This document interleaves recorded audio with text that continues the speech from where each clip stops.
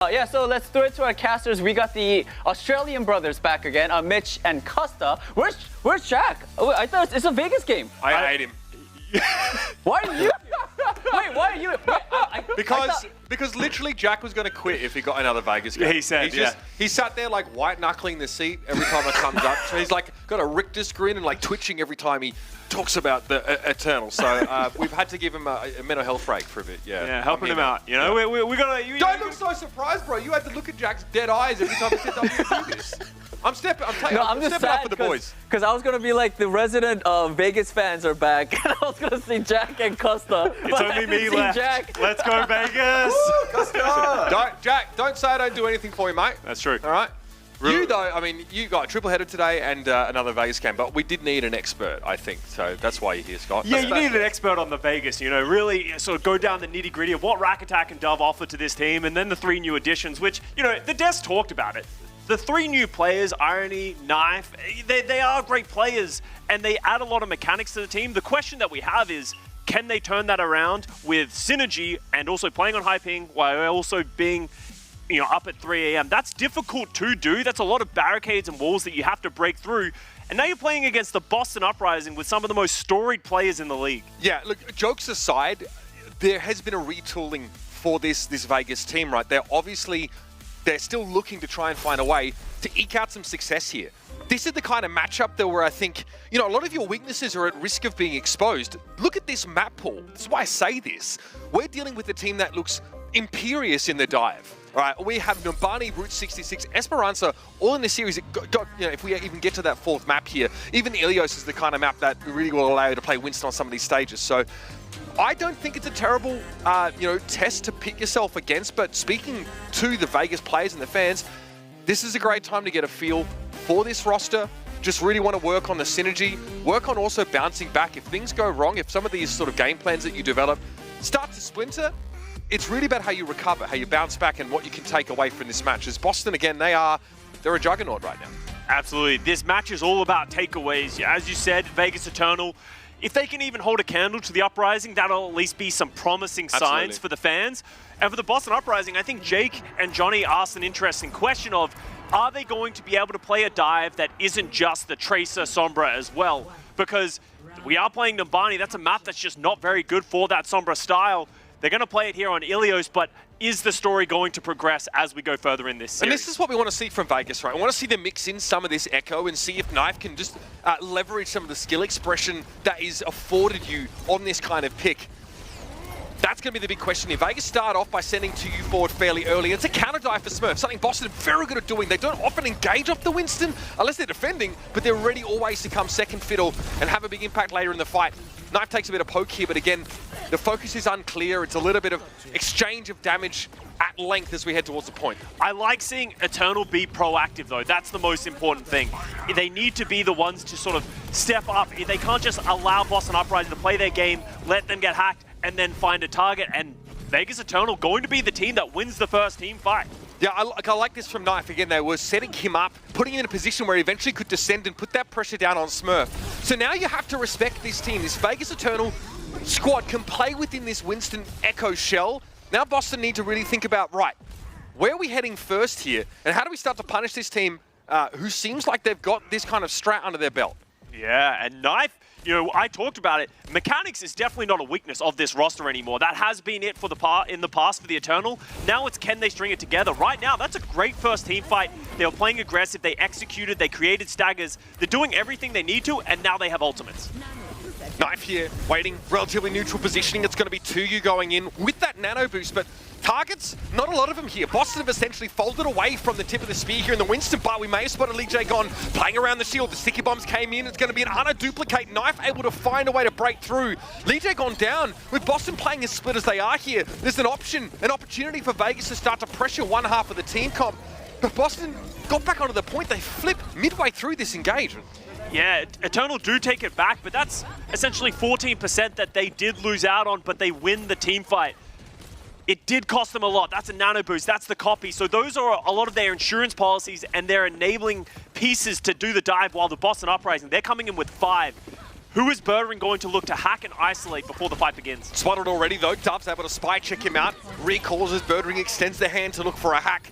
That EMP being available could be crucial. 2U sleeping, this is the opportunity to strike if you're Boston. The rally could be an issue, but Rack Attack is going to get shut down as Birdring lets go with that EMP. But again, it's Knife finding a kill midway through the fight on Twilight, no less.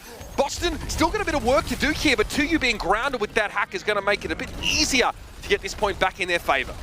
Yeah, the Eternal, they actually play that fight quite well as Knife just continuing to find players, but just not enough right now. Boston Uprising, they were smart enough. Smurf held onto that Primal Rage. So the Eternal, as much as they're in the advantage in the percentage category, they don't have the ultimates. They're going to need to slowly get those up. If Irony can get a nano, enable Knife to do another great dive, take down the backline, that has to be the window. They get to play that much more aggressively, right? And guarantee that that focusing beam can finish off a target. Linger a little bit closer to enemy lines. Twilight's dropped already.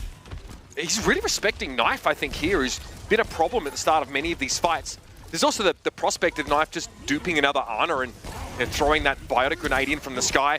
Interesting, 2U really just walks up there, and it's an easy sleep for Twilight. Bionade as well, 2U sent packing quite low, is going to have to get topped up, and this is how Boston make their way back into the round capture-wise. Yeah, and that was smart. Smurf recognizes his backline's being pressured by 2U. He pops the Primal Rage. Now he's coming back with the nano boost. Yeah, tough for Rack Attack here. Going to try and stave him off as much as possible. Smurf taking a ton of damage in fairness, but it's Decay's Pulse Bomb. That's going to be a huge issue for Vegas. Only with the Brig in play, Rack Attack exposing himself to danger in order to get Inspire healing is not where you want to be in a 4 versus 5. 80% ticking up here for the Boston Uprising. Birdring goes very early with the EMP, takes out Rack Attack before Eternal can even utilize the ultimates they do have. I think Boston have a bit of a feel for the tempo in this game now. Playing from this position out of spawn, Vegas have been unable to get Knife into a position undetected. It's very telegraphed where they're trying to make use of the Echo so far. And it's going to be a duplicate of the Sombra. What an interesting choice. Not in love with that one. If he can get up to an EMP, it's great, but maybe it just enables him to get the touch. But Dove's already paid the price. Now, Dove down. Looks like a Sleep Dart might have started that up there. So Twilight, a key contributor in finding that first pick. Knife knocked out of Dupe. No chance to go for an EMP. Popping out of Dupe very low as well. And Decay's just going to be able to finish the job. 2U again, sleeping on the job. Rack Attack's going to come in with the rally, but there's no one close by to benefit from it. It's a solo play here with that IMAX shield, and it's not going to be enough. Boston able to fight back after a slow start. But we get to see a little bit of what Vegas might be capable of. Yeah, you can see when they were able to execute their own dives, play their own style, it actually looks good. I like what I see from the Knife Echo, and if Echo is starting to become meta, that's such an important tool that the Eternal can utilize because Dove is a player who can play the hit scan and play the trace, a very flexible player, so they can maneuver their roster around to play multiple different styles. Here's the sleep. Oh, wow, that's nice. This is the kind of round where, interestingly, Birdring, pretty quiet.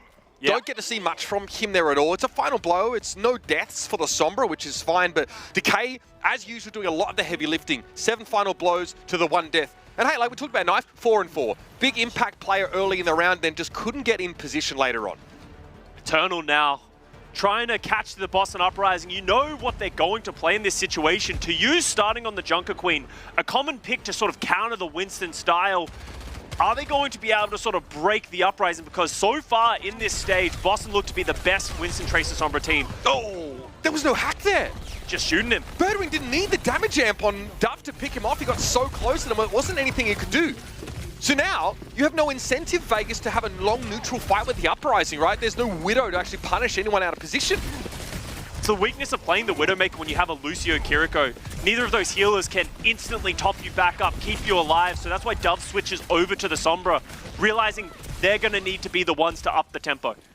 2U getting clobbered in the front line. Finding it very hard to find the opportunity to take a breather here. See Decay constantly harrying him from the back, keeping him down at half HP. Not a fun position to be in, and no burst healing like you mentioned for the Vegas Eternal, so getting the Junker Queen back to Hale and Hardy is going to be quite the job. Again, 2U constantly suffering this level of pressure here, and Decay doesn't even need to use a Pulse Bomb to get rid of that tank. Now it's a matter of chasing the Eternal off their lawn. Eternal just need to play faster. Right now, they have the Lucio, they have the Kiriko. They're the ones that need to put the pedal to the metal because if they stand around, they linger around, their health pools aren't going to go back up as you were talking about. Mitch. Where does 2U need to be, though? Because a lot of the time, Vegas are caught in the middle of the play. It's like, you know, stuck in the circle of friends who were throwing, what was that, Piggy in the middle, that's what Piggy it's in called. the middle, yeah. Right. You know, I always lost that game. To you though, like, how do you get your Junker Queen in position to like find that impact? Are you looking for like a knife on the Winston? Who are you going for? You're trying to find any target. If you can get on Twilight or Lee J gone, but look at how aggressively the Boston Uprising are playing. Anytime they're trying to move forward, they're being corralled by the Uprising. Here it is again now, Vegas with a turn of speed to you, trying to find connection with that Carnage. No dice though, still going to be a nano over to Lee J gone just in case, with the Vegas Eternal are in trouble either way. Rack attack down, so your mobility's been compromised and your other support is struggling. Irony has to throw the Kitsune Rush down here, and again, 2 gets knocked away before he can hit that Carnage swing. If you're not connecting with that, you don't have any burst damage to speak of. And Smurf doesn't even have to chase this down. They're going the wrong way. The Eternal teams are running to the wrong spawn. As you said, they do manage to get onto the backline of the Boston Uprising eventually, but they have the tools to mitigate it. They pop the rally, they pop the nano boost. Whoever is in trouble is getting saved. And now we're at 84% here, Mitch, and the Eternal, they need to find a way to get from their spawn. No. Oh, how does he live that? Okay. All right. Good on you, Dove. Following up there, finding that elimination, but it might be too late here for the Eternal to make anything happen with it. Sound barrier for Rack Attack. 3 players from the Eternal benefiting from it. Lee J gone. Gets caught in a dark room. He gets a sawn-off shotgun. Not a great spot to be in here, and so the Vegas Eternal will be able to flip this point back by the looks of things, but Decay might have something else to say. Irony's down to a pulse bomb. Tuyu has this rampage available, but where's the good target? Gonna let it go now. Connecting with 2 players, and it was nothing Twilight could have done to prolong their lifespan. And Decay, inexplicably, on the wrong side of the kill feed. If you're the Uprising, you're completely okay with that. You managed to force out the Tuyu rampage so late in the fight. The Eternal, if they were going to turn this round around, they needed that massive ultimate. Because now look at the ultimates for the Uprising. They got the EMP, they got the Nano, the rally's coming as well. Eternal don't have the tools to deal with this. Knife with a pulse bomb. Stick, wall or shield, either way. It's not breaking through. That was the last ultimate that the Vegas Eternal had at their disposal. Twilight has a nano here, doesn't quite connect the sleep dart though. Oh, getting pressured off the map. That's not where you want to be. Rack Attack sends him over the edge here. Now a lot of pressure again, as usual on Tuyu as Lee J gone. Benefited from that nano boost posthumously as Twilight went over the edge. An EMP now, this is going to make things even worse. Rack Attack falls, but it's traded. Dove's on the point, and Tuyu again finally gets the face-to-face with Smurf he was looking for. The Eternal now at 72. That is a fight that the Eternal have never had throughout this season. They have never won a fight against the odds and been able to have individual brilliance get them over the line. The boop onto Twilight then enables everyone else. They live through the EMP, they live through the rally, and now they're in the driver's seat. They have the ultimates coming up, and we're at last fight, Mitch. Boston really need to keep their backline, or at least Twilight, in a position where he can't get bundled out of town by that Junker Queen. Smurf's low, has to go for the Primal here. What a time to use it anyway. Tuyu pushing onto the point now. The Vegas Eternal say, if you want to win this round, you are going to have to fight us in this neutral scenario. Smurf doesn't want a bar of it. There's nowhere really safe for him to land right now. Decay's Pulse Bomb could be a difference maker, but eventually Smurf gets picked off. The Vegas Eternal focusing the tanks down brilliantly, and now they have the player advantage. Decay will skirt around the edge of the map. He sees Dove is caught in the EMP, and Tuyu's able to find the kill. Still in overtime here, but the control is all for the Eternal. It has to be Birdring translocating out at risk of getting hacked, and they will even it up here on Ilios. We talked about this series being about the silver linings that you can take away from a match like this. Regardless of what happens in the rest of this series, that's a huge round for the Vegas Eternal in my eyes. They understood what their win conditions were. They turned a round around that they had no right in winning. And now they have a team of the caliber of the Boston Uprising on the ropes as we head over to Well. Tuyu, 7 final blows, 4 deaths. Big time player in this round. The Carnage hit is pretty scary. It's a beautiful rampage. That was the second one that we saw. The first one being forced out and still the Eternal able to take the round away. That was pretty electrifying. You talked about him after the first round. He's putting up numbers. Decay on the Tracer is currently deadlifting 14 of the Boston Uprising's 24 final blows right now. He has just been on an absolute tear on the Tracer, but it wasn't enough. Knife going on the Tracer. He's going to take that Tracer duel, but complete mirror compositions. Smurf is finding that his aggression is actually getting punished more often than not now. Tuyu's able to find Birdring early, obviously on the Winston here. Not a great start. Birdring historically can take some time to warm up in these series and sometimes can just disappear The Uprising absolutely need their Sombra to be operating at full efficiency here. That is a fantastic bio grenade from Irony. 2U not quite able, though, to capitalize. Yeah, you don't need to capitalize. It was enough to force the Boston Uprising away, and now they're the ones getting the percentage ticking up. How are they going to hold this neutral fight? There's going to be no ultimates on the board. You can see the Uprising trying to take this cage away from them. K-Stave back with a whip shot there. A lot of eyes in Dove's direction. He escapes under cover of stealth. Another recall here for the K. That pulse bomb already built up, but Vegas had the point first off of that pick on Birdring. EMP's charging incredibly slowly. The nano boosts are going to be the things that come up first. Nice pulse bomb did go wide. Can Decay do something better? Vegas are playing pretty well, splitting their team. That could have been even worse. Rack Attack shield bashes towards a teammate, but they avoid being collateral damage to the pulse bomb. Still, it's Decay once more. You know, it's so funny. The narrative about Decay used to be that he was streaky, right? Would have these incredible game performances and then sometimes to suffer. He is the heart and soul of the Uprising, especially on this map. He is the regular season Randy. In any match that is in the regular season, he just hits a different level. He still does potentially have some of that playoffs win. He has never gone far, but right now in these types of matches, this is where he is just on a different level. Bettering with that EMP there. Smurf got nanoed as Dove also had one of his own. Oh, that's a decent position there for Smurf, but again, respects the Eternal enough to back out. The Boston Uprising got what they wanted that last fight. Pretty cheaply won as well, if you think about it. Nano to answer the EMP of their own. Birdring getting on the kill feet now. This is what Uprising fans want to see. Oh, I like the rally here from Rack Attack. You just need to stem the bleeding. The Uprising are just pushing you into the spawn. This should at least give them a little bit of breathing room. Lee Jae-gon is going to respond with his own, so they have the sustainability. I've never seen a fight in this whole way in my life. Yeah, this is odd, for sure. Decay gets hacked here. He might be sort of telegraphing he has a pulse bomb based on the way he's approached this fight. He's only just built it now, though. It isn't in a great spot to use it. Knife's able to chase him down. Brilliant stuff from these new additions to the Eternal roster. Smurf, every time he lands, he's getting bio. This time he gets hacked, and he won't be able to take flight once more. The Eternal win that fight out, although it looked like, Scott, they were in a pretty compromising spot in that small corridor. Exactly, and that's the confidence of being able to commit your ultimates in a small corridor, even though it feels like you're at a disadvantage. And Knife honestly getting 3 or 4 players in there as well, continuing to be that player for the Vegas Eternal. EMP's just too much though. That's all you need, yeah. The focus there was on 2U. Again, a lot of focus around the Winstons and how these teams are responding to them as Irony is making sure that Smurf doesn't get enough freedom to play the same aggressive way he has in the past. They understand that Smurf usually comes in second, so the Vegas send 2U forward, wait for Smurf to turn up as he always does and hit him with a bio. Yeah, Rack Attack has the rally, so they will have the sustain trying to enter back into this point. Birdring getting caught first again, Mitch. Not what we're looking for. Birdring reveals himself and just maybe doesn't expect the sheer volume of damage that comes his way. Regardless, Uprising down to 4 here. 2U probably looking for Twilight here. Bubble already thrown down. He might get 2 for 1. Twilight, yep, nicely done by 2U. He anticipates the sleep dart and Knife gets 2 for 1. The Vegas Eternal now going to make this one real competitive. 70% and counting. I don't know if Dove needed that EMP at the very end there. He might want that one back, but they have the ultimates to do. I would love to see Eternal go very quickly here. Do the same thing to the Boston Uprising that they did to you. You have the nano, you have the rally, you have the tools to be able to sort of force the objective.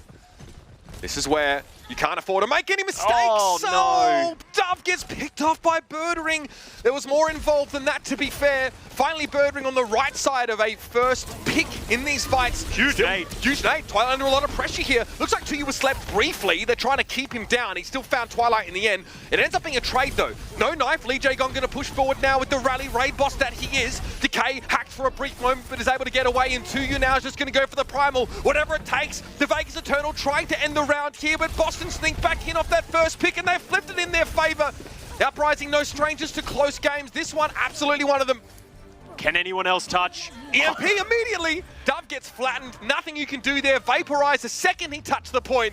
And it's a close affair. Make no mistake. The Boston Uprising squeak out a first map win. Great play from the Vegas Eternal, though. They had the Uprising on the ropes. They had their opportunities to close out that map. Just some mistakes here and there. But not only were they making mistakes, they were forcing mistakes out of the Boston Uprising as well. Birdring struggling to stay alive, struggling to get that EMP charge, but Decay was the guy for this map. 18 of 41 final blows for the Boston Uprising. Forever coming up clutch for them. Yeah, Birdring having a much better round there as well, ending up 12-3 on that Sombra there. So a couple of bloopers, but generally much better over the course of the map. Here's some moments for Ilios, ladies and gentlemen. The Vegas Eternal already starting pretty strong in that first map, although they definitely seem to be a little out of sync.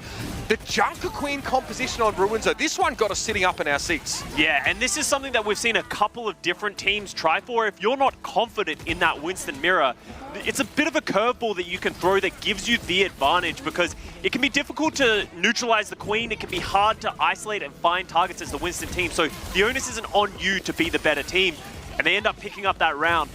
Maybe that's something they can look forward to in the future of this series. Genuinely, we're getting some pretty quality Overwatch from both of our teams right now. Even more surprising, that's coming from the Vegas Eternal. So plenty of reason to be keeping a close eye on this series and this retooled Eternal roster. It'll be Numbani up next for your map 2.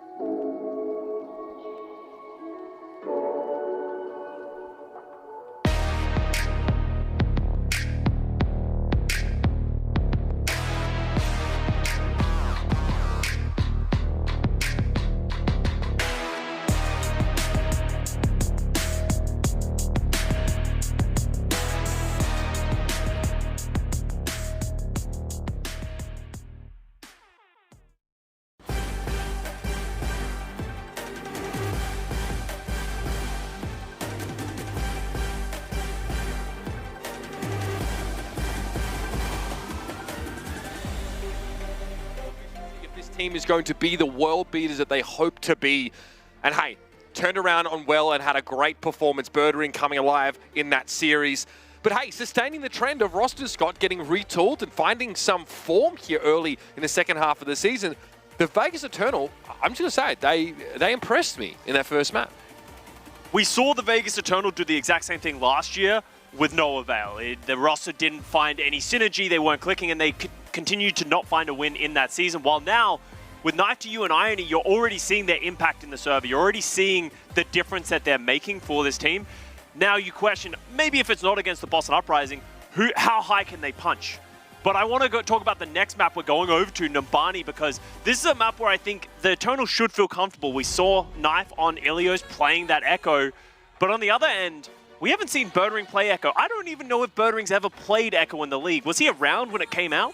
I mean, in and out, as you were. Yeah, maybe chilling on the bench or something like that. I think that we're more likely to see him play something like Hanzo. You're right. You know, like the London Spitfire yesterday, we saw they're a team that have a pretty specific take on the metagame right now, or at least the way they prefer to play. And Sparker played a lot of Hanzo on this map. But, you know, it was something we brought up at the start of the game. I saw the map pool and I'm like, okay, all these maps are pretty dive-centric. That makes sense. But playing Sombra on this map can be very difficult, Scott.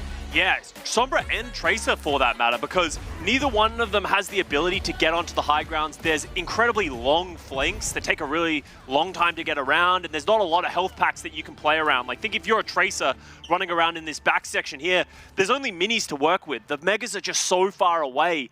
So a lot of people opt to not play that, and from the Vegas Eternal side, it looks like they are going to play what we expect. I expect Rack Attack to switch, but Birdring is actually going to stay on the Sombra. It's Decay moving off of the Tracer onto the Echo. We've seen some teams do this, but for the most part, people have favored playing that Tracer because it's just such a consistent pick. Yeah. Again, she has some issues on attack getting into position. She has to take a generally sort of circuitous route to try and be in a spot to flank, challenge the staircase at the back left from the attacker's perspective here. So eyes on Decay here, defending with this Echo. See what he can get done, and again, we'll see how Birdring goes when we go on the attacking side and see how he makes his way in to start pressuring the point alongside the rest of his team. But Boston, as a defensive dive team with Twilight and Smurf, one of the scariest in the league.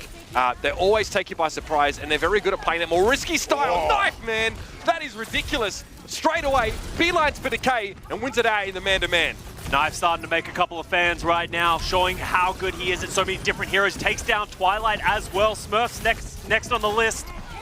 Wow, that's a clean first fight there from the Vegas Eternal on a point that is difficult to assail. My goodness, what a turnaround here. Boston absolutely shell-shocked. It was Knife into the air first. We commonly see these Echo 1v1s play out, especially, of course, with the burst damage available to her. You can really defeat your opponent before they realize what's happening. What a great way to start this map for Vegas. They are well and truly on the way. No time for Birdring to have an impact in that fight either. That's the problem with Sombra in general, is the impact is long form. It's usually harder to see the impact in such a short amount of time, and it's actually something that Echo specializes at. She can find picks that not many other heroes can.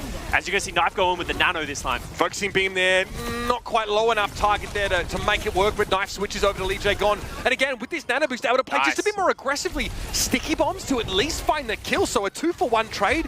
They take that every day of the week, especially when Dove can just work his way in through the chaos and find a pick on Decay. And they are moving through this map right now. Something we haven't spoken about is Decay had that one death on Echo, and he's like, that's me done. I'm going back to my tried and trusted Tracer. And I like this choice by them. Yeah, Echo isn't as effective on the second and the third point, so they can make it work. But Eternal closing in on the second point already, Mitch. Decent place here for an EMP. Birdring going to settle for... Didn't hit the brig! No, Rack Attack gets the running straight away. Shield Bash, Irony got caught, but I don't think that was a target for Birdring. Maybe not quite judging the radius of that EMP effectively enough, so that's an ultimate down the Gurgler. What else is there to work with? Smurf, sleeping phony for a moment. That was Knife. Looked to try and make short work of him. Fighting grenade thrown at long range there by Knife, but he's going to be knocked out of that duplicate. Twilight able to stay alive and give the Nano to Lee J Gon. This could be scary now. That bubble in the way for Knife is pretty darn annoying. To you, might have gone for a trip over the edge. It's a little unclear at this stage. Dove, decent contribution here, but he's got a lot of heads turned in his direction, and Rack Attack and Irony were being held at bay by Birdring alone there. Eternal are trading somewhat effectively, but they don't have any damage or no tanks around. Just Rack Attack and Irony remaining, and it's going to be Uprising holding by the skin of their teeth. Smurf asking for a pause. Knife switching over to the Cassie. I wonder if this is something that will remain after this pause, but I want to see what happened to you in that situation, because I wonder if he was almost slept by Twilight when he was primaling him off the edge. Damn, Eternal. They were in the driver's seat right there, but just unable to close it out. Yeah, since they've lost their momentum, and I think Knife probably feels a little less comfortable now about playing Echo when there's quite a wide expanse you have to cross. Again, you're not necessarily playing up against any opposition hit scans. Still, though, a little bit of a scary situation to find yourself in. So the Cassidy, we know how much threat it can generate against flankers who do not want to get stuck by that mag grenade, but there's usually enough time to either translocate or recall out if you feel like that's coming, even if you have to pull the plug a little earlier sometimes. The magnetic grenade is great for the hindered effect, and it definitely has its uses against the dive. The issue is not with that. The major issue is that Cassie just doesn't live. He doesn't have the mobility to keep up with the pace that the game is played with right now. The biggest example we have of that is Sparker yesterday for the London Spitfire. When you have an effective dive, when you can isolate and choose targets, the Cassidy is just the prime one. And he just gets absolutely shut down. And unless you can hit that first or second shot, you're not really finding value on Cassidy. So I would be surprised if Knife did commit to this one. Maybe he's having issue with the high ping playing the Echo. That is a hero that can be quite difficult. He's got an Eternal screen behind it. He is on ping, right?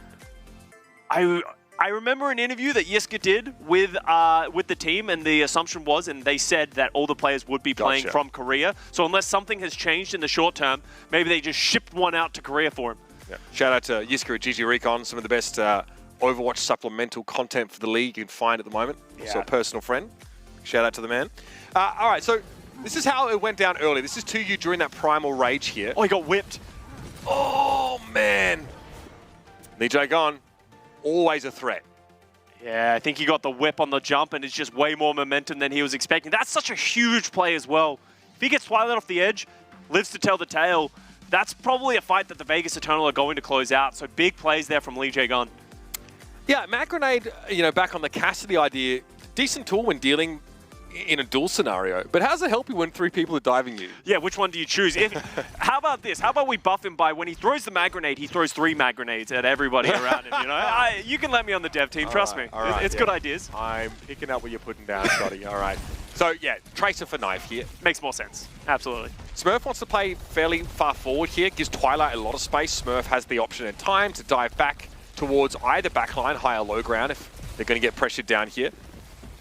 How do you work around this corner, Decay? Birdring has another EMP. He's really built that quickly. The only player on the Uprising up until just then with final blows. So pretty nasty stuff. That EMP really making an impact. And Decay, well, he's feasted.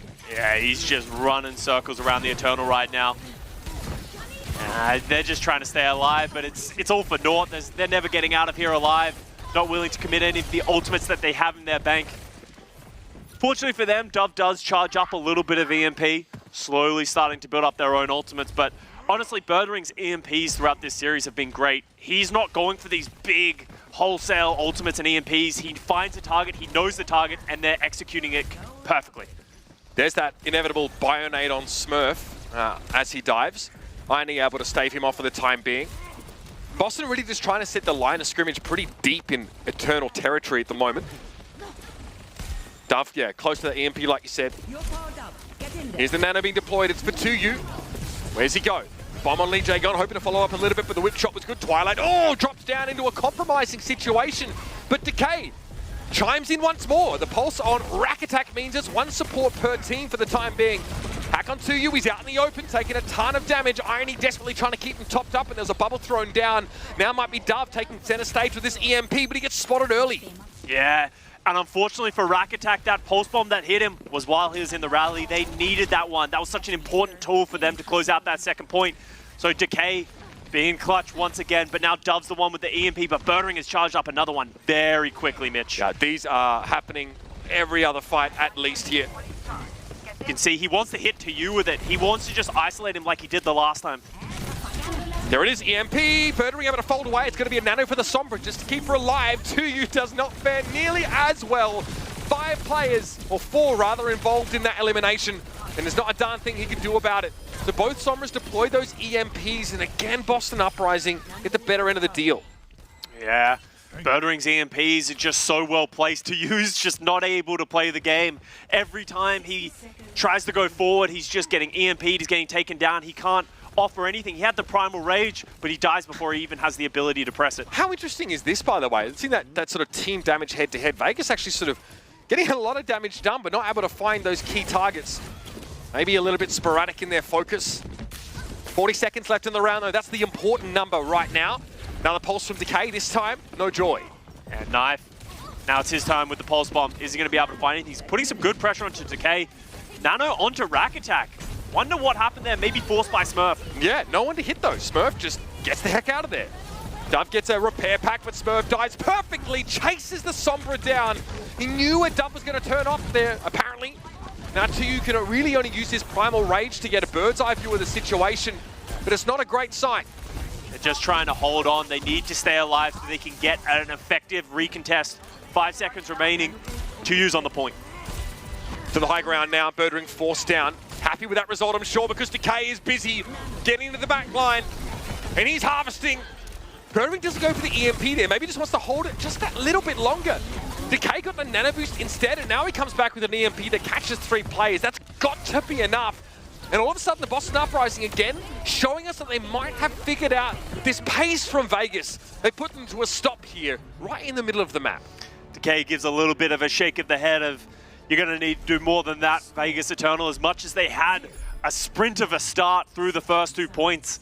As soon as the game stabilized and the Uprising were able to start their ultimate economy cycling through, Eternal just, that's where they're struggling. That's where their inferiority lies. Just the synergy. You can tell just a little bit off. Some of the ultimates, a little early, a little late, not on time, not coordinated.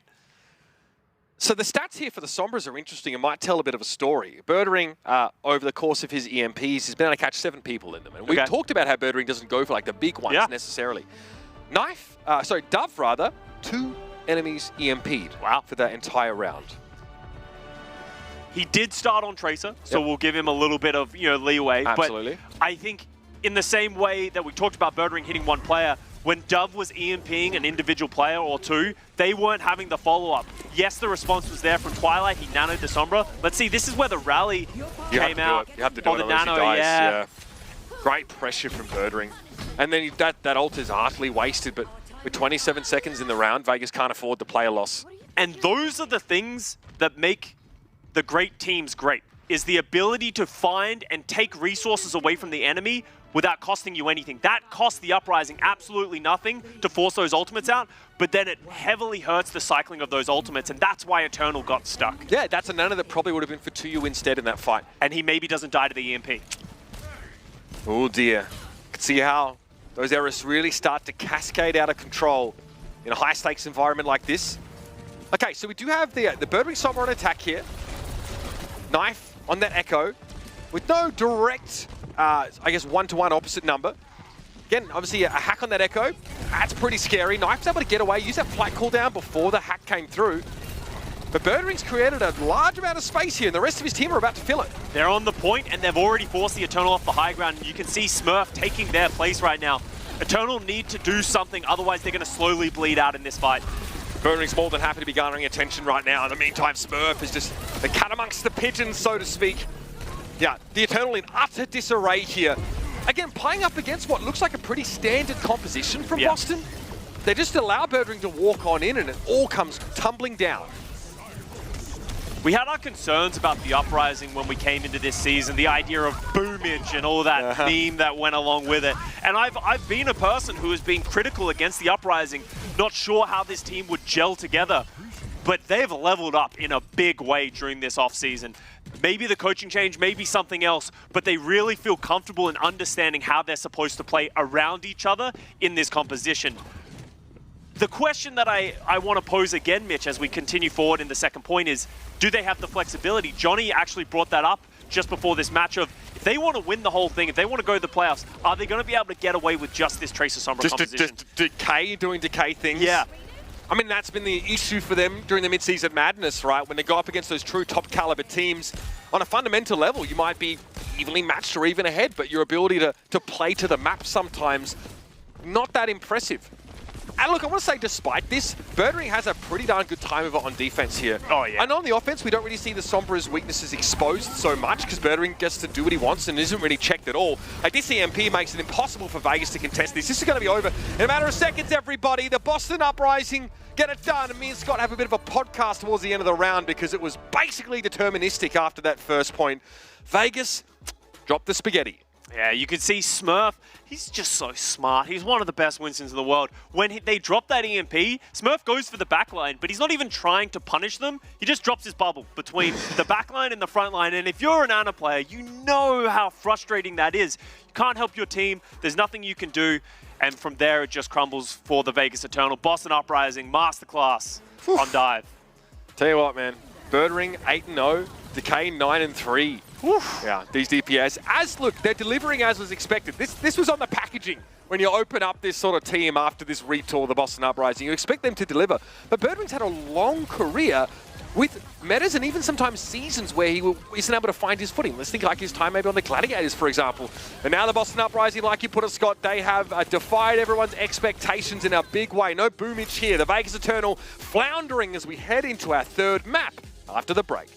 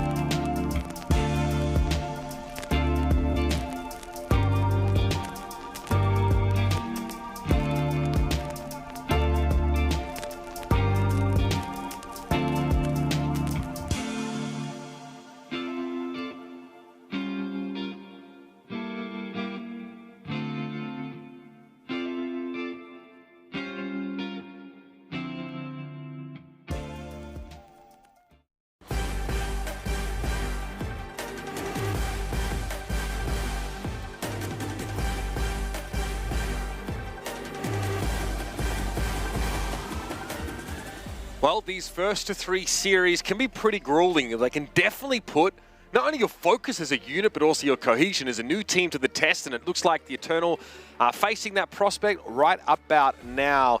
It was a house of cards on Numbani, and let's say the Uprising were too quick to blow it all down. Yeah, now you move to Route 66 and got to start building a new house, but it's going to be hard. This is honestly where Sombra's playground is. There's so many great mega packs to play around. It's easy to sort of do anything. Echo, there's not a lot of great high grounds that you can play around or walls that you can play around. You're just sort of a sitting duck in the air, so they're having to move uphill. At what point, if you're the Eternal, do you maybe try something different? Like, I know we like to harp on about teams like, oh, you shouldn't just play the meta against these guys, but sometimes you need to on certain situations, but there are moments where you're like, okay, we should have this niche strategy that we can try at certain situations, that just like the Junker Queen we saw on Ruins. Yeah, I think just as we discussed some potential flexibility problems for the Uprising, we want to see a foe that can expose them by playing some of those different compositions. We got that on Ilios, and that, I feel, is what made that so competitive. Route 66, though, look, I mean, not a lot of flexibility, at least in sort of your tank style, as 2U switches to Roadhog. They'll be short-lived. Couple of pick attempts right here. Yeah, back home. Back home. Bionade, not good for a heal tank. Knife also had a crack at that one. Thanks, Rack Attack. Give him a little help getting over the line. So we found out that Birdring had, we talked about Birdring Echo, right? Yeah. 2 seconds of Echo. Yeah, 1 second in 2020 and 1 second in 2021. Right. And I've deduced that he's the best in the world at it from those 2 seconds. Undefeated. Yeah. Undefeated. Just like everything else. So maybe we'll see it at some point, but unfortunately we haven't seen it from Birdring. And right now there's no need for him to have that flexibility, right? What they're doing right now is working just fine. All right, Smurf, obviously the center of attention here. A lot of aggro getting generated by the Uprising's tank. And again, this high ground treating Twilight very well. Bionic Grenade there. So's Discord. This has been a long spawn hold. A lot of teams, they throw a bit of damage, they get a little bit of ult charge, and they eventually disengage. The Uprising are fighting for this one, and Twilight already has a nano boost. Yeah. Your window to punish Smurf is closed. Like, normally you'd want him to dive in and be able to play around the bubble, hit him with a Bionade, and kill him before he can jump back to the rest of his team, but that has decidedly not happened. Dove at least is able to get entrenched in the back line, and Dig Lee J gone out, but almost is punished for it. Here comes 2U though, gets a nano after the fact. Smurf can't do too much but look on and try and garner 2U's attention, and he's having none of it. Yeah, great play by Eternal. They did lose one to the dive from Smurf, but able to sort of respond in kind. Now they have positioning of big L's, they have control. How are they going to utilize this one? Birdring's already charged up an EMP. He's so quick with them, while Dove is trailing behind, only at 75%.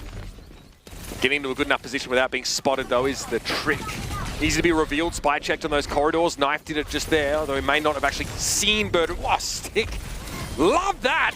Smurf punished again, just playing a little bit too close to Knife. Arguably the most lethal threat on the side of the Vegas Eternal. Delivers once more. That's what you need to do. You need to apply that pressure to these main tanks. You got to make them fear that they can be punished at any moment. And this is once again a first point from the Vegas Eternal that looks clean. They're doing everything they need to do. Just like Numbani. I think their win condition really solid. Yeah, they lost a little bit of time, I guess, not being able to stop Smurf, but they had a nano of their own eventually, and they really just sent 2U in to cause problems with, Knife following him up. These are good looks right now for Vegas. This is how they stay alive in this series. The EMP to continue to snowball momentum in your favor. Perfect for Vegas. Yeah, great EMP. Playing it right. Continually pushing the pressure. Don't allow Uprising to settle. I love that play by Dove. Goes more aggressive. Smurf's committing the Primal Rage just to stay alive. I'm not sure if I'm in love with this one. Even if he does continue to live, stay alive. The Eternal spawn is right there. They don't lose anything for that Primal Rage other than, what, 5-10 seconds? Birdring able to, again, get some decent ult charge, I suppose. Still about 25% ahead of Dove. Nano's online for both tanks here, so we might see Vegas just send 2U in here with that nano. Knife always seems to be there to follow up. Here we go. Exactly that. Oh, there it is. Twilight showing us a little bit of that magic. Not so much of it on that last map. Didn't have to do it, but this time it's just what the doctor ordered. Yeah, just great sleep there from Twilight. It's hard to play the bubble maneuver against someone of the caliber of Twilight, and they're just going to stabilize. And maybe this was the primary reason that Smurf decided to use the Primal Rage. It wasn't about getting anything done or wasting any time. It's getting your backline in the right positioning so that you can continue to do this spawn hold. Yeah, it's a component of your ult cycling heuristic, right? You want to try and, have one fight with Primal, maybe one with Nano, and cycle between the two of those. Rarely does it end up being so perfect, but you've got EMP that you can rely on in some cases as well. That's a pretty nice stick. No. Yeah, Rack Attack not able to get away with that one, and it was in Rally again. The Rally Jacks, as they call it. No one calls it that, Mitch. I'm calling it now. We have Annihilate Jacks, Rally Jacks. Poor Ajax is just living his life in fear. He didn't even play these heroes as they have gone all the way to spawn. It's just disrespectful at this point. It's crazy how both maps have played very similarly for the attack of the Eternal. They get off to a roaring start, but as soon as it gets halted, it feels like they don't have the same level of strategy and cohesion. And now the Uprising, they're in their element. Yeah, I mean, you have to execute your game plan in vastly differing parts of the map with a very dynamic game state. Your pieces aren't always necessarily going to be right where you need them to be. So it's not as simple as okay, well, this fight we Nano Winston dive in. Dive where? Oh, in. Where's in? Over there. Okay, great. Yeah. How do you, they want to obviously get on the backline. Look where Twilight's playing. How do you maneuver your team around there while also having to deal with the threat of Birdering just living in your backline? So Rack Attack's always trying to spy check. They're always trying to find space. Eternal do have ultimates. Knife throws Pulse Bomb, hits Twilight. That's how you get him. EMP follow-up, pretty nice as well. No Twilight in play. Lee Jae Gong going to fall next here. So Smurf probably not feeling great. Oh, EMP, pardon. Birdering. Isik, somebody. Why? Okay, lost both supports. It looks like the game plan was still in motion for Boston, so they just kind of follow through. A lot of nice words about Birdering Sombra today. That one wasn't so great. Thinking that maybe he could turn the tide of the battle by getting the backline, taking them down, but wasn't able to get anything done. To you with an early Primal Rage, but nicely. Oh, got him. Birdering having a bit of a mare these last couple of fights, but Irony, there's not much you can really do about that. Twilight hoping to do the same thing here, constantly topped up defensive Bionade. Meanwhile, Irony has fallen. Lee Jae Gong doing a good job of keeping you within flail range. Oh man, he's getting the job done. You can see he is locked in, Scott. Every time it feels like Eternal getting a little bit of momentum, the fight's turning in their favor. Decay just comes alive, rips apart the backline alone. The rest of his team wasn't even available. We knew Birdering was dead, but Decay able to find them anyway.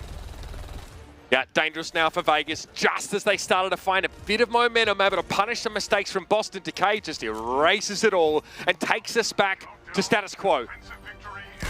Twilight with the Nano Boost, the only tool in the Uprising arsenal. Double on card, sees Decay, hoping to combine there. Looks like Decay got a little bit of Girl Scout cookie there from Lee Jae Gong and was healed up. Knife hacked, he's hacked! Oh. Decay cleans him up there. Rally comes in a little bit too late. Rack Attack's going to have to make the best of it here, but Tuyu wasn't able to benefit. He was AWOL from his backline, and now they're going to have to huddle close for warmth. It's just Irony and Rack Attack against the full fury of the Boston Uprising. And who could stand against that? What a defense here in his second part of the map. Pretty polarizing gameplay. These fights seem to favor one team or another, in the extreme at times. But Boston, again, they're able to settle into the rhythm. That or Decay just basically makes their mistakes irrelevant. It's always nice when you have a player that makes your mistakes irrelevant. And that's one of the scary things about the Uprising is they have so many different players that can do that. We saw Twilight come up clutch with that one sleep on Tuyu. That holds the momentum. Birdering huge EMP. That slows the momentum. Decay finding that pulse bomb in the backline slows the momentum. Every single one of them can have those pop-off moments, and that's what happens when you have a roster full of superstars. Any given moment, one of these Uprising players can stand up and take the game over. We've seen it time and time again over the course of this series. Such promising inclusions. These rookies in the Vegas Eternal squad and Tuyu. Absolutely sublime from Decay once more. Just making it look easy, and that's the scary thing. This is that 2K that we got. They had no right winning that fight. Obviously, Smurf is alleviating some of that pressure as well, but that is what you need in a Tracer player. And to give some positives to Eternal, it feels like Knife has been offering that from time to time for them. Maybe, yes, against the Uprising, they're coming up short and it does look a little shaky at times, but if they're able to look confident and have an early first point and they can string that together, they could beat some of these other teams in the league. Oh dear. I don't think we've ever seen a hook come out. Yeah, and these absolutely superfluous life rips, just maybe save you a tenth of a second. Well, Knife's down already, not a great start at all. Really supposed to be your key weapon, and there are no wheels on this Eternal bus. Both your DPS are down. Smurf does not care about the Bionade at this point. Means very little to him. They're trying to do the same thing that Eternal did to them, run them down. If they can get any extra staggers, it'd be huge, but just opting to take the positioning of Big Earls. Right, got a lot of space. You basically bottle the Eternal up in this choke. It's going to have to be 2U to find a way to break his team out of this situation. Lijiagon sleeping has limited impact here. They can't really capitalize. Oh, wow. Knife, yep, just dies as he gets over the finish line. Birdring was isolated, I think, in that left-hand corner, but we're very close to a pulse bomb here for Decay, and everyone's grouped up. It's pretty easy stickings for the man. The Irony going down, they've lost the primary source of healing and also their engagement tool of the Nano Boost. Eternal's going to wait as long as they can to potentially re-engage. They're going to be healthy enough to do it. You can see Knife in the lower tunnel. He'll be the one to touch. Yeah, just contested a bit earlier. 2U can bully his way through here. Now Birdring's got to get out. Here comes the Nano 2U. Oh Again. my Lord, Decay. Special delivery. And there's nothing you can do from there. You've lost your healing. The Nano Boost did go out, but TU doesn't have any targets, no options, nothing to do. Rack Attack follows the ball, and Uprising making it look easy. All right, not the start or the finish or the middle for that fight that the Eternal were looking for there. They start by sending 2U with the Nano Boost. Decent idea. But Decay is waiting for those less durable targets to emerge from the cave. And it's an easy pulse bomb stick for him. And have a look at this for Boston. Dove versus Birdring, dueling EMPs. Expect that to be a fixture of this next fight. Twilight has the Nano, though. That could be a huge difference maker. So what the Uprising doing here, they want to hold forward, force the Eternal to use ultimates to close this distance. Look at how much distance is between the entirety of the Eternal roster. Dove drops the EMP, but TU just gets hacked, he gets EMP'd, he can't do anything. So the ultimates and what they tried to do just falls completely flat. And now the Uprising making them pay. Yeah, Dove couldn't hang around after the EMP, couldn't contribute to that fight towards the end there, just had to run back to the rest of his team. And now Smurf is really trying to make sure they know who is the sheriff of this town. I ain't able to find a quick double there, nice looks. Will that really get you out of trouble though? Might give them a little bit of time. If they can manage to get these staggers onto Lijiagon, it could potentially slow things down. They get Twilight, Lijiagon follows, so Eternal will be able to do a little bit more time, get a little bit more opportunity to set up, start the cycling of their own. Maybe they can learn something, take something from the page of Uprising. I mean, that was Birdring, Smurf, Twilight ults in that last fight, so Vegas had to feel good about the result there. Getting rid of that EMP, Primal not a factor. The Nano we thought would be a difference maker ended up really not doing much of that at all. There's a hacked health pack there, so Nice should feel decent about contesting Decay in that position, but he's scared about the proximity of the rest of the Uprising, I think. Yeah, Uprising, they're getting a lot of positioning. This is something that Uprising doesn't give to Eternal on the other hand, but Eternal is just so low in health. I think, yeah, Decay saw that Knife was low as well. He started to step forward, not another stick! Irony in pieces once more. Knife at least able to do it one better though. Gets both backliners. Talk about stepping up in a high pressure match. Now 3 versus 4. Knife forces the translocate out and Smurf has no healing again. Vegas, get it done. That was Lijiagon rally as well, so that's a huge pick and play by Knife. Keeping them in. This guy is sick. Yeah, he actually is. And when you think of the things he's overcoming with the high ping, this player is someone that you need to keep your eyes on for the future of this league, regardless of if it's on the Eternal or not. Dove drops the EMP first, able to take down Lijiagon. The dives are looking crisper here, Mitch. Boston, only 2 minutes to make this work here. I don't know if they're going to go for it. Okay, 4 players EMP there, but the follow-up consists of Smurf and Smurf alone. 2U there looking more like Gargamel. It's going to be dangerous now for the Boston Uprising tank inside this workshop. How's he alive? Gets a defensive Bionade, pocketed by Twilight that whole time. Allows him also to build Nano. He's looking at the backline. He wants to get on them. He has the Primal Rage. Oh! He does get hacked, but he does get the Primal. Irony falls, but a knife again. Hitting a Pulse Bomb onto Twilight. That is so huge. You spend so many resources trying to get Irony, and Knife just uses a Pulse Bomb to do the exact same thing on the other side of the map.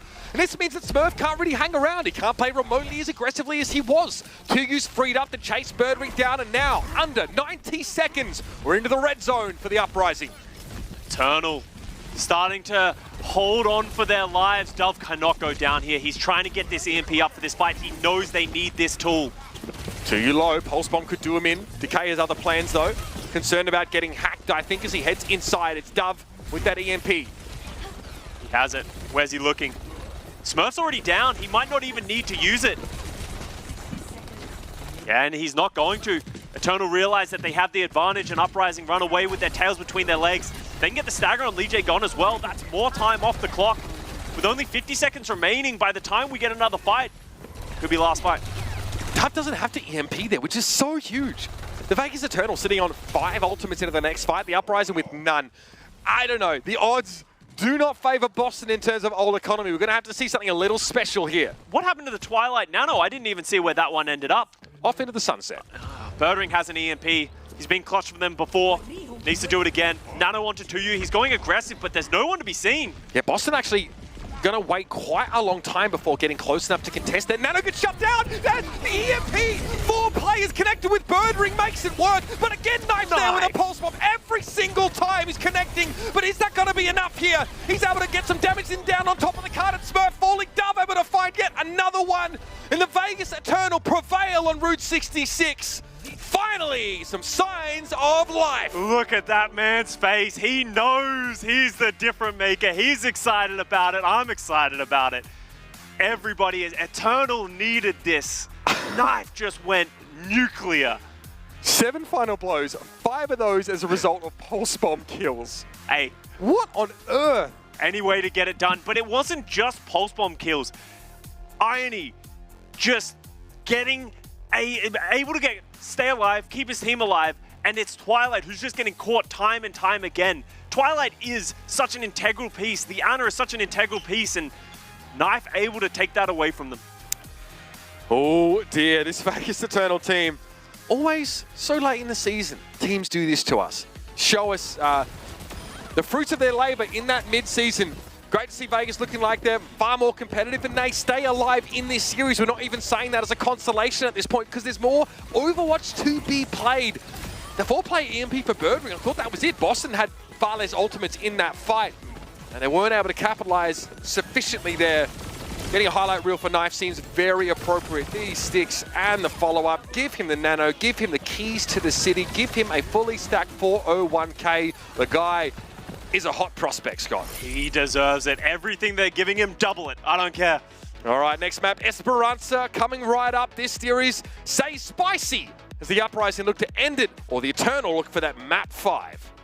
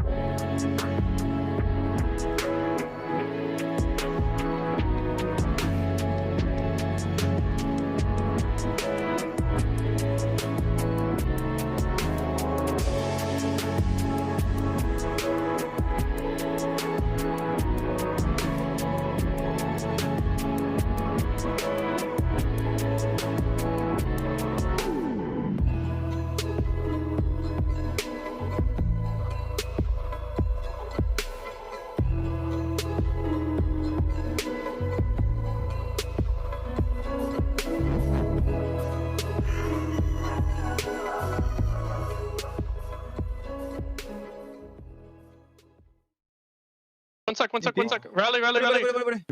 Loki. Nice. Slowly. I'm behind. Yeah.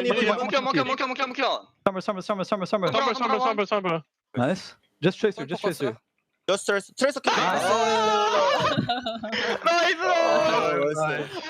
Well, folks, maybe an opportune time to shift our conversation around this series away from can the Vegas Eternal, throw something different in the mix and, punish this lack of flexibility, and maybe more towards can they keep playing the dive mirror and just winning out? Just win, Knife.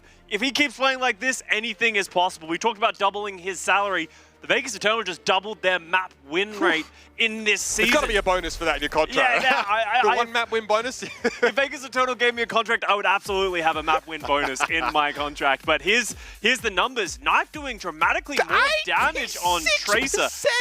That is ridiculous. Huh? So 5 out of 6? I think my math is correct. Yeah, maybe. That makes sense. But he's such a big pickup, and people have been hailing this guy as a great pickup for the Vegas Eternal. We weren't sure if we were going to see that impact or that value show in this Eternal matchup, but in his opening weekend in the league, absolutely turning heads. Yeah, stunning stuff here. And you can really start to see what this Eternal squad saw in these players when they brought them in. 2U, obviously, no stranger to Overwatch League play. Definitely, probably overshadowed by Marvel, I think, on the Seoul Dynasty team, and didn't always have opportunities to, show why he could be the best. Arnie's looking fantastic, looking really, really solid. There was that huge double kill he gets while it looks like the Eternal are being forced back into the end of the map. And that's what really took the wind out of the Uprising sails in that fight. All of a sudden, they'd overextended, they didn't have the players to contest the card, let alone win the fight. Yeah, but as you said, Mitch, we got to move further in the series, and there's a lot of questions that need answering here. We're going over to Esperanza. This is a map in which they could play the Junker Queen. We have seen a lot of teams experiment with this to sort of force teams off of the Winston composition. They could go that direction, or they could just, as you said, ride the wind in their sails and just continue to play the Tracer Sombra and sort of gamble that way. What counters the Junker Queen comp on Esperanza? Ramatra. Ramatra, yeah. So what happens is if you go Queen against a Winston player, the Winston player feels the need to match it or go the Ramatra. Once they go the Ramatra, you can play the Ramatra yourself. That's how we've seen some of these Overwatch League teams force others into the Ramatra mirror. We haven't seen much Ramatra from the Eternal. I don't know if they're good at it, but I don't know if the Uprising are a team that if they feel pressured by the Queen, they'll switch to the Ramatra. They've shown no willingness to do that so far. Thinking about Smurf's hero pool, expansive as it is, we don't see a preference from Boston to play the Rush comp, although they have done so on some maps. Smurf also seems more interested in playing Doomfist in some of those scenarios as well. Yeah. He's played a lot of different looks. He prefers to stay in a dive wheelhouse because that's really their bread and butter. You want to keep Decay on the Tracer, keep enabling him to do what he wants to do, Birdering feel comfortable on the Sombra. So I wouldn't be surprised if Eternal did come out with the Queen, that Uprising just tried to beat it just on raw power because they have the ability to do so. I think if you're the coach of the Uprising right now, I just got Moby Dick as a head coach, Kariv's joined that lineup as well. The number one thing I would be saying to them is, don't panic. We're still the better team. They had a better final blow differential. They were the better team, but Eternal were more clutch, and that's what's important. So can the Uprising keep their composure, don't get rattled? Yeah, that's a clutch factor. Not something you can count on all the time. Yes, it gives the Eternal the map win there on Route 66. Yes, it doubles their season map win total. They want the series. They want the whole shebang here today. And in order to make that happen, they have to force this match to Antarctic Peninsula, which means a W on Esperanza is essential. Antarctic Peninsula is not a great Winston map as well. So it's one of those things of the series could snowball away. Obviously, we're being incredibly optimistic here for the Eternal, but I'm just excited for them, you know? I like being optimistic. Yeah, I feel good about what we've seen from this team so far. They're showing us much more, I think, than we saw from them prior. I think earlier on this week, and signs are positive for this roster. In fact, again, they're joining the trend of teams like the Shock, who've been able to come out of the mid-season break, make changes and look good. And there have been a few teams that come out of the mid-season break unchanged and look worse, like the Outlaws, right? So it's really interesting, how these rosters have been refreshed and able to have, a fresh take on this patch. Yeah, it's a different patch, but we still see much the same metagame. Maybe slight tweaks in some of these heroes individually, but generally no reason for teams to fall off the way they have. And, you know, Vegas have found a way to improve, and that's by mixing this roster up, getting some fresh heads in there. A lot of people were surprised when they made these changes. A lot of people thought they were going to go down with this ship in a lot of respects. So having them pick up 3 Korean players from across the ocean, it's a gamble. You have to respect the gamble that they rolled, but to their namesake, that's what they need to do. Yep. As we will see both teams come out with the Tracer Sombra, Vegas are confident that they can take it to them now. Back on Birdwing, Dove very quickly garnering attention from all and sundry. Shield bash from Birdwing, rather Lee Jae gone to close the gap there. Big nade. Yeah, love that from Irony. Sends that one downtown. Forces Decay out of position for a time while he waits to get topped up. Recall from Knife here. He'll start nudging the bot forward. But even though they don't get a pick from that nade, the reason it's impactful is it forces the positioning of the Uprising. All of a sudden, they're on the back foot, and they're having to sort of play into the Eternals game. Decay, you see him there just trying to poke damage. Not really looking to dive in on anyone right now. Twilight exchanging pleasantries with Irony, who reciprocates. Another Bionade coming up here in a few seconds. Winston Bubble in the way, so wanting to clear that first. Straight away, lets it go off, cooldown, catches off the 2U. Everyone's just looking for a big nade, a hack, or a pick. Just anything while they charge up these ultimates. Knife with the Pulse Bomb, uncharacteristic miss. Yeah, statistically speaking anyway, 86%, which is an absurd number of times. Oh, the ironing nade. Didn't expect it. The prescience there just to send that one in, all right, in the middle of that fight. But we'll see a response here. Smurf comes in with the nano. Looks like a whip shot to knock him back, though. That was pretty key. Same here from Lee Jae-gon, trying to protect Twilight. You realize there's not much to do here, and that EMP is going to flatten the Eternal. Yeah, Birdwing getting to the EMP first, able to drop it. And the Eternal just, they were trying to follow up kills. They were trying to close out this fight, so they weren't prepared to deal with that at all. Irony and Rag Attack fighting for the point, but just trying to not stagger themselves too badly. They do stagger a bit, though. Like, what are your thoughts there? They do keep the bot in stasis, but they also die about 10 seconds after the rest of their team. Yeah, I don't know if Irony should have kept running there. I think staying with Rack Attack, falling on the sword in a lot of ways on the bot. Eternal do have the EMP now. You want to get through this fast. You want to use your EMP fast because the longer it takes you to use, the more advantage that Birdwing gets. Yeah, you don't want a situation where your opponent Sombra threatens to lap you. Even getting an extra 50% here would be scary. So went to solo EMP Twilight? No, just harass and get out. Fair enough. The rest of his team wasn't in position at the time. Can understand that. Twilight's sightline isn't great here. Pretty average in fact, as now Smurf can't be healed anyway, so he doesn't have to worry about that. EMP on his team, bio defensively. It's enough to keep them alive for now, and Smurf has this primal, but he's stuck in place, hacked, can't get through the door. He's in trouble, but he's able to get out just. Smurf's never in trouble. He's exactly where he wants to be at all times. Pulse Bomb from Knife, there we go. Back to his old self. Takes down Twilight, but Smurf responds with Irony. And both Arna's down again. Lee Jae-gon under a lot of pressure, can't heal too many people, and Rack Attack is on the front foot. 2U is down though, so it's tough for Knife to get behind too much here. Hack on him, still has highs only for Decay. This is a hungry rookie looking to take on a veteran established name. He wants this 1v1. And he's got it. Decay's got nothing left to do. He's just going to fall as Knife isn't afraid of anybody right now. Able to turn that fight around for the Eternal right before the checkpoint. So now Eternal, they're the ones coming through, but Birdwing, that advantage that I talked about because of how long the EMP took, Birdwing has another one. Bot still moving in the Eternal's favor here. Maybe just catch 2U. 2U not fully committing, so even if he gets EMP, he can drop off the high ground and be somewhat safe.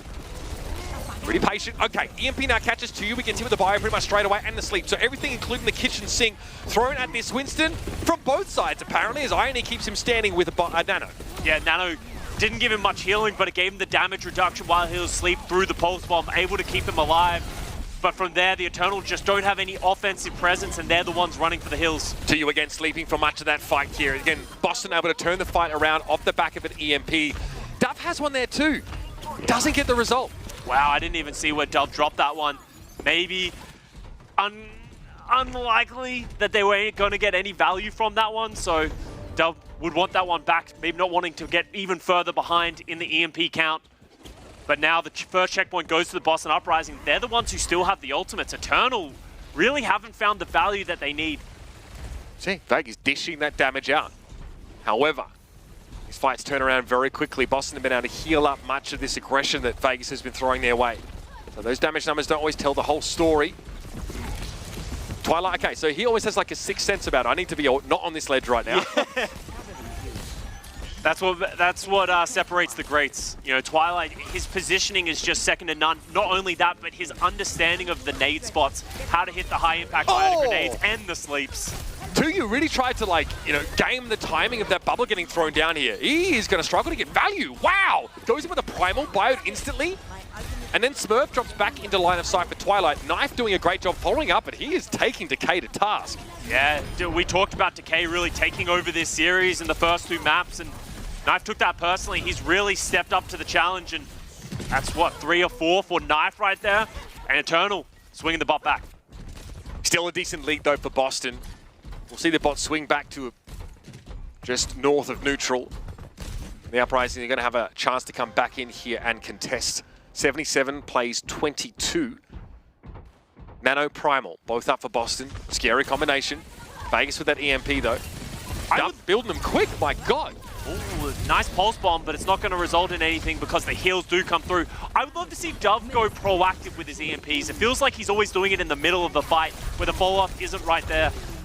He's going to be forced to recall actually before he even drops the EMP. Knife in trouble here, big trouble. Tuyu looking ahead for the heals. Smurf in Primal, slept on that high ground. He's going to be in trouble when he wakes up here, but still has a few swings of Primal left. It's enough to get him back out the window, and the bot's moving the other way. Very quickly, the Eternal need to take control of this situation, and Birdring was lagging behind a little bit there.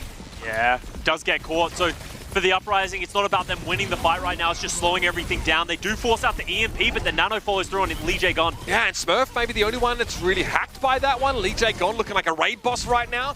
Smurf eventually is going to be brought down, Nano or not. Lee J gone, do you opt to use the rally here? Keep your team in the fight. Yes, 4v5. The Uprising are going to dig deep.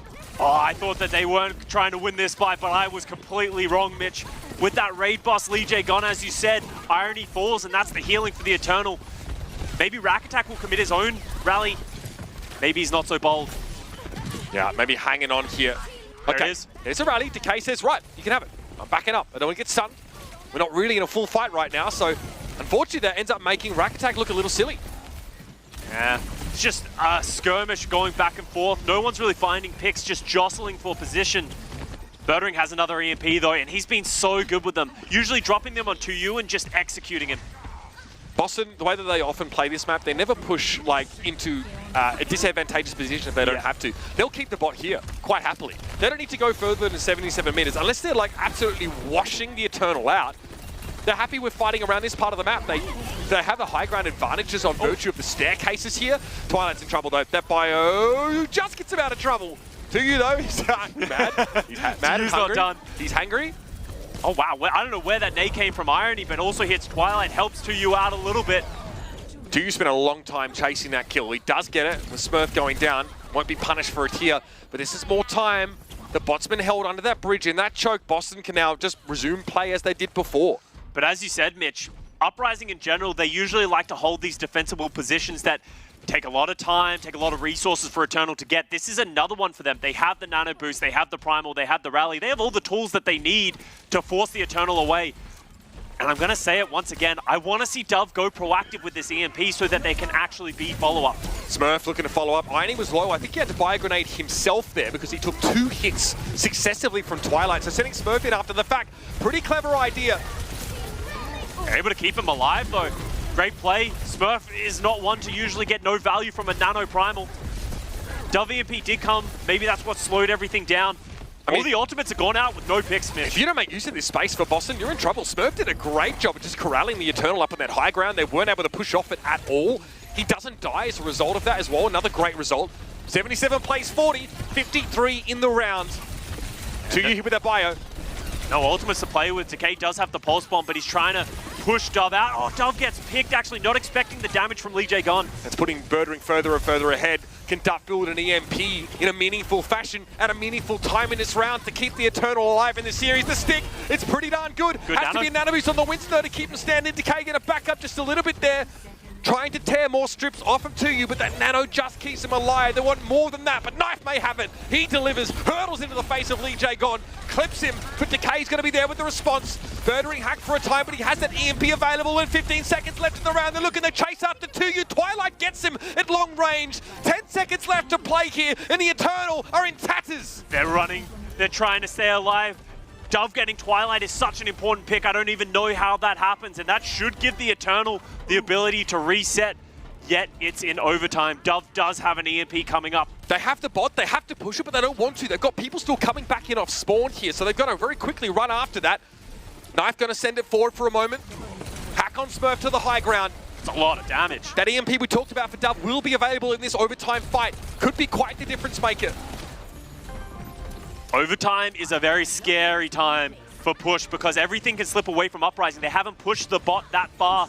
If Eternal can win this fight, anything can happen. EMP in that backline, birdering, wings clipped, Smurf sleeping on the job. 2U finishes him off here. 5 versus 3 now, and 2U is still hungry. Looking ahead to the high ground as Lee Jae Gon quickly shepherds Twilight away from danger. They should go. The Brig and the Ana are in a terrible position. If they can force sending, they could potentially win this fight without even being one. Lee Jae Gon does have the rally, he pops it, he gets nanoed as well. He can't kill Lee Jae Gon though through that rally, there's not much he can do. The checkpoint comes up for the Vegas Eternal. What hurts them though is that the bot's going to stop and it's going to be an opportunity for Boston to come back, and they go for it. Pulse Bomb, Rack Attack able to dodge away from that one there. Bubble thrown down over on the point by Smurf. Stun comes out from Rack Attack in that rally, forces Decay to go elsewhere. Way. He's being chased down. 2U able to find that key kill here, and it's just Smurf on the bots. The Boston Uprising have to regroup and fast, but they're so far away. The bots scared meters away from a Vegas Eternal win. Boston have one more chance to stop this. Overtime spawns as well, so it's very difficult to get alive and just close the distance to the point. You can see Twilight switching over to the Kiriko. Birdering has an EMP, but Lee Jae Gon's already down. No stick, but Knife got the splash damage and the kill. 4 versus 5, but that's an EMP, and their numbers are even straight away. Knife finds a second, though. Advantage for Vegas Eternal as they try and take their time here. Twilight's under pressure in the back line as Duff's trying to get to him, but he jumps inside the bubble, and Duff is down. Who's going to be on the bot? It's going to be 2U and Knife to step up, and the young rookie has to make his name here. He gets 2. Are you kidding me? Lee Jae Gon able to turn around, though, and now the 2 versus 1 from the high ground. Rack Attack will come, but will it be quickly enough? Yes, he touches down. 2U's low, though. How's he going to stay alive here? All heads turn towards Rack Attack, and like you said, the Eternal roll the dice, but they forgot. The house always wins. That was such a desperate play from Eternal. Pulling every stop that they could. Rack Attack lived just long enough to stay alive, but it wasn't enough. The birdering EMP inflicted too much damage. And you can see it on the face of the Uprising. They wanted it. They needed it. They're not even happy with the win. They're just happy that they managed to close it out, while the Eternal, as much as they're desperate, as much as they're unhappy with that result, they put up a fight. Boston just looked like they dodged a bullet, Scott. Absolutely. All of them, I mean, Smurf's got the part in their hair to prove it. You know? Straight overhead. Very scary situation for this Boston team. One who's supposed to be one of the best, the most well-drilled dive comps, playing the dive mirror against a team with 2 map wins to their name, 1 before they came into this series.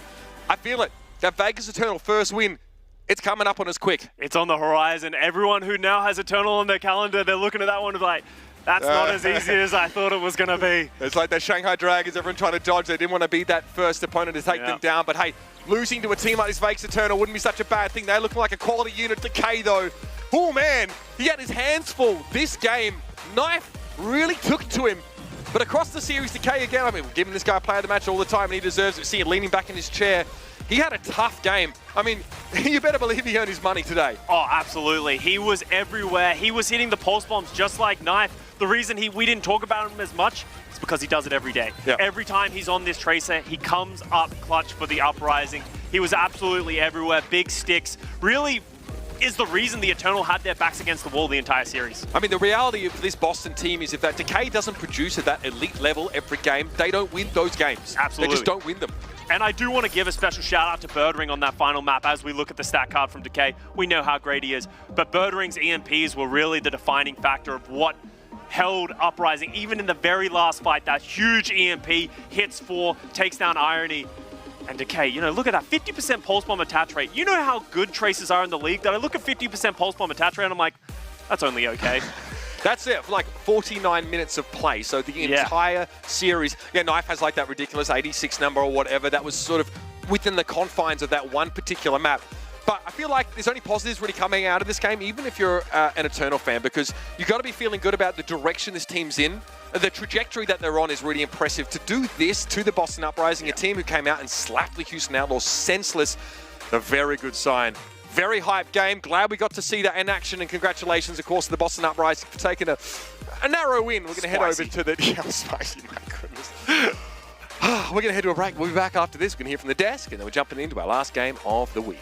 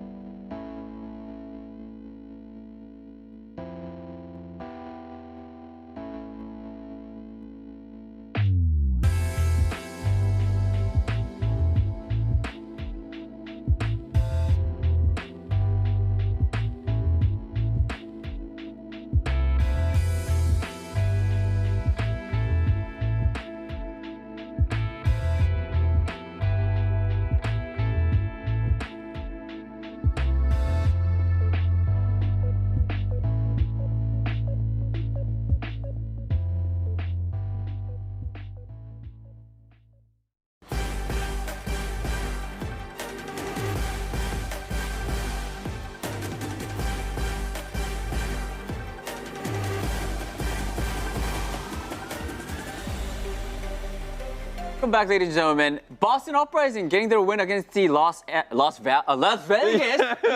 I almost said it. Las Valiant? Sorry, no, Eternal. But I mean, that match, I honestly thought it was gonna be a blowout, but it wasn't. Like no. Vegas made Boston work for it. That was a crazy series. He's a beast. Knife. This guy is so good.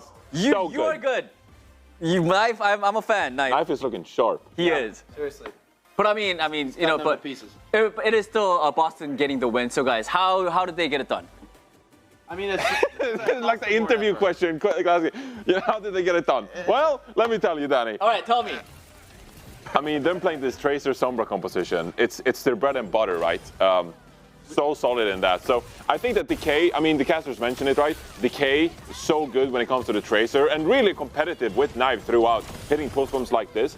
But like, this is the Boston Uprising, what like they're supposed to be the best at. Like, you literally have every single star player of the Boston Uprising on their comfort hero. This should be the composition that they feel the best on. So no surprise really that Boston Uprising wins this series, of course, but like the Vegas Eternal kept it competitive on a lot of these different maps and, you know, kept it close with the timer.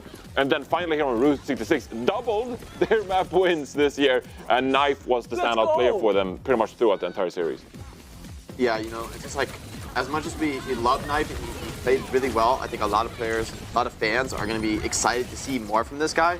I mean, he's doing incredibly well to match Decay, right? To be on the same level as Decay. Like, that's really impressive. That's a great job from him.